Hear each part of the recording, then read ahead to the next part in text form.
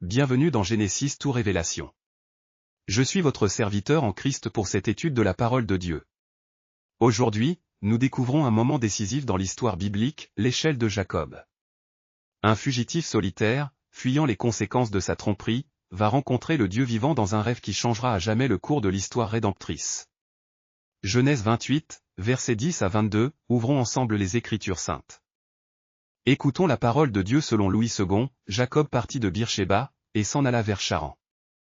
Il arriva dans un lieu où il passa la nuit, car le soleil était couché. Il y prit une pierre, dont il fit son chevet, et il se coucha dans ce lieu-là. Il eut un songe. Et voici, une échelle était appuyée sur la terre, et son sommet touchait au ciel. Et voici, les anges de Dieu montaient et descendaient par cette échelle. Et voici, l'Éternel se tenait au-dessus d'elle, et il dit, « Je suis l'Éternel, le Dieu d'Abraham, ton père, et le Dieu d'Isaac. La terre sur laquelle tu es couché, je la donnerai à toi et à ta postérité. » Jacob, le trompeur, reçoit les promesses d'Abraham sans les mériter. Voici la grâce souveraine de notre Dieu. Regardons ce que nous manquons souvent dans ce récit. Premièrement, Jacob utilise une pierre comme oreiller, détail révélant sa condition vulnérable de fugitif sans abri. Deuxièmement, remarquez l'ordre, Dieu fait ses promesses avant que Jacob ne réponde. La grâce précède toujours notre repentance. Troisièmement, Jacob dit « Et si Dieu ?» Alors même après cette vision miraculeuse, il négocie encore avec Dieu. Quatrièmement, ce lieu était déjà saint, l'Éternel étant ce lieu et moi, je ne le savais pas et Dieu était présent avant que Jacob le reconnaisse. Cinquièmement, l'huile versée sur la pierre crée le premier mémorial personnel des Écritures, un modèle pour nous rappeler les interventions de Dieu. Observons les transformations théologiques profondes de ce passage.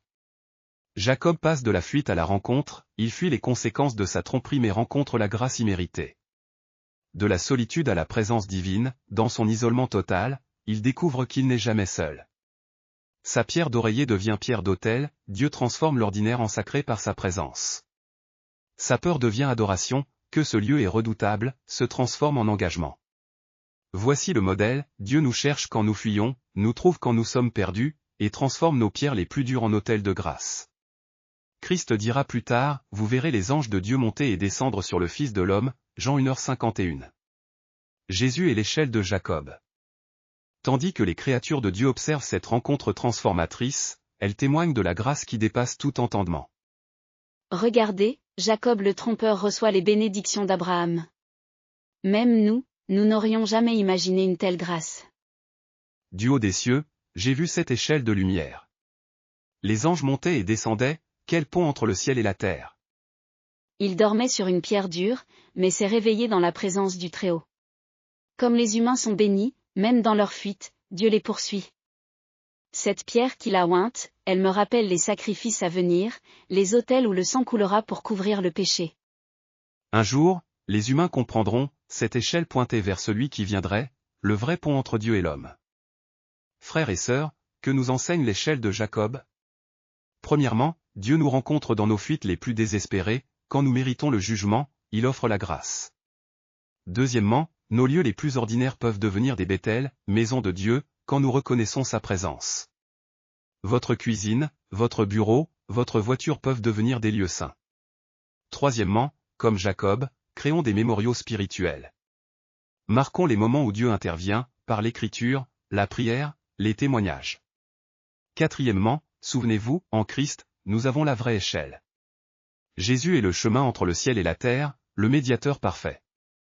Prions ensemble maintenant. Que le Dieu de Jacob, qui transforme les pierres en autels et les fuyards en patriarches, vous bénisse. Jusqu'à la prochaine étude, que sa parole demeure en vous. Amen. Abonnez-vous pour plus de contenu d'études bibliques.